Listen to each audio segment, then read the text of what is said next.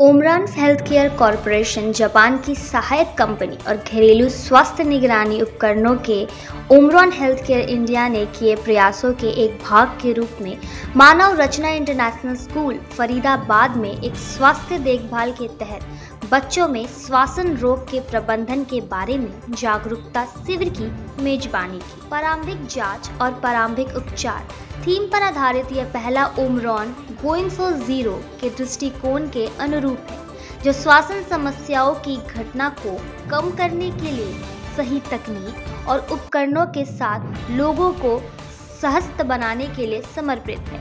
छात्रों और उनके माता पिता पर लक्षित इस कार्यक्रम में श्वसन रोग विशेषज्ञों के नेतृत्व में जानकारीपूर्ण चर्चाओं के माध्यम में उत्साही भागीदारी भी देखी गई।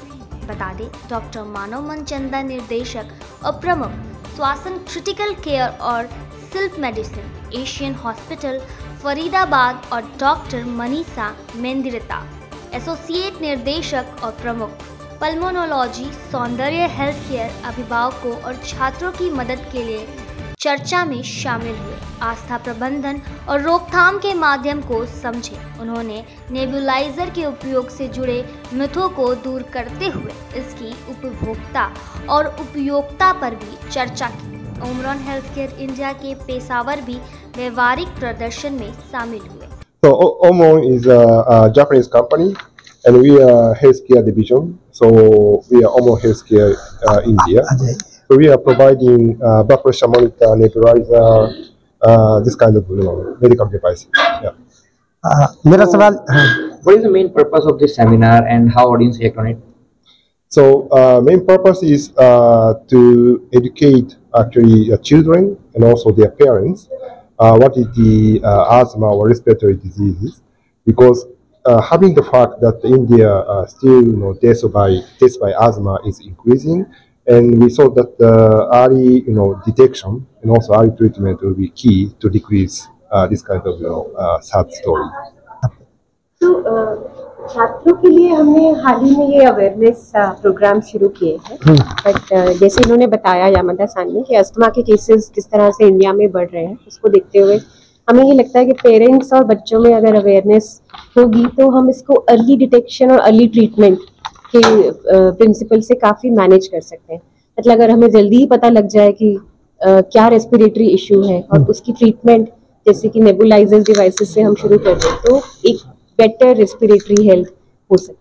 तो मैं यामादा-सान को भी बोलूँगी इसमें ऐड करने के लिए इन इंग्लिश, बट बेसिकली वो यही अर्ली डिटेक्शन अगर आप कर लेते हैं कि आपको पहले ही समझ में आ जाए। कई बार हमें लगता है कि अभी ठीक हो जाएगा, अभी ये मेडिसिन दे देती हूँ, फिर स्टॉप कर देते हैं, तो वो इशू जब तक एड्रेस नहीं होगा तो वो आगे का ट्रीटमेंट हम उसको ऐसे नहीं दे पाएंगे। सो डिटेक्शन इज वेरी इंपॉर्टेंट। उससे आप ये लॉन्ग टर्म तक ना हो उसको डेफिनेटली कंट्रोल कर सकते हैं। Yeah, so actually, as doctor said, asthma cannot cure 100%, but asthma can control. So if the doctor giving the medication, they need to continue until doctor will say stop. So I'm not sure the exact number, but I think asthma patient is much higher than Japan because of I believe it is air pollution. Any message for the audience? So asthma, of course, we cannot cure 100%, but with the medication prescribed by doctor, and then if you can keep until doctor said it's okay, then please keep it. Otherwise, exacerbation will happen again, and then if exacerbation happens, the airway will be remodeling, and then it will be much worse. नमस्कार, मेरा नाम बुद्धि प्रकाश तिवारी है और मैं Omron health care में general manager sales.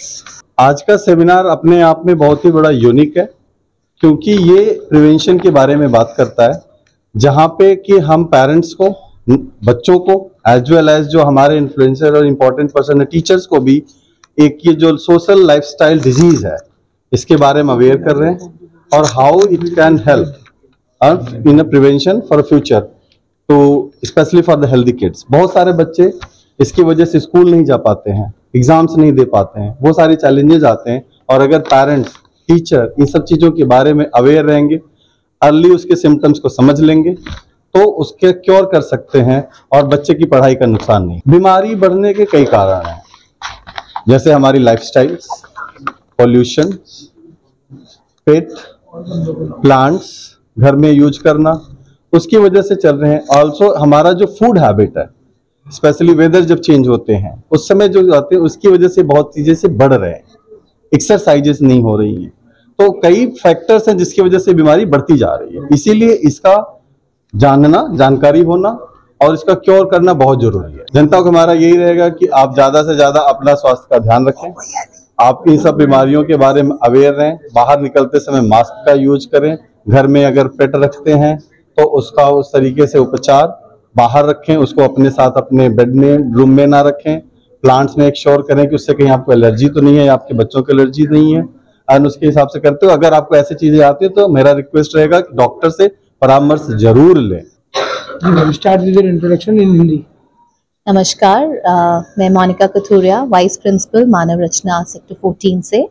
मानव रचना में हमारा शुरू से एक प्रयास रहता है कि हम अपने पेरेंट्स को, अपने बच्चों को इस तरह की अवेयरनेस दें। ऑफ कोर्स हर स्कूल का एक ये प्रयत्न होता है कि वो अपने बच्चों को एकेडमिक से रिलेटेड, स्पोर्ट्स, कल्चरल, उन सब चीज़ों में तो बिल्कुल प्रोत्साहित करे, लेकिन उसके अलावा ये भी बहुत ज़रूरी है बिकॉज आज के एनवायरनमेंट को देखते हुए बच्चों को इस तरीके से अवेयर करना, इस तरीके की चीज़ों में अवेयर करना पेरेंट्स को, बच्चों को बहुत ज़रूरी था। एंड आई थिंक ओमरॉन के साथ जो हमारा हमारा रहा ये इस तरह का कोलैबोरेशन, ये बहुत ही इफेक्टिव रहा, ये बहुत ही ज़रूरी है बिकॉज जिस पोल्यूशन लेवल में हम जी रहे हैं तो यहाँ पे इस तरह के अस्थमा के चांसेस बहुत ज़्यादा प्रेवलेंट है, बच्चों में बहुत ज़्यादा हैं, पेरेंट्स में। तो इस तरह की कोलैबोरेशन और ये सेमिनार आज बहुत इफेक्टिव रहा। और इनके जो एक्सपर्ट्स आए, इनके जो डॉक्टर्स आए, उन्होंने पेरेंट्स के साथ जिस तरीके से बात करी, जिस तरीके से उनकी सारी क्वेरीज को आंसर किया, मुझे लगता है कि वो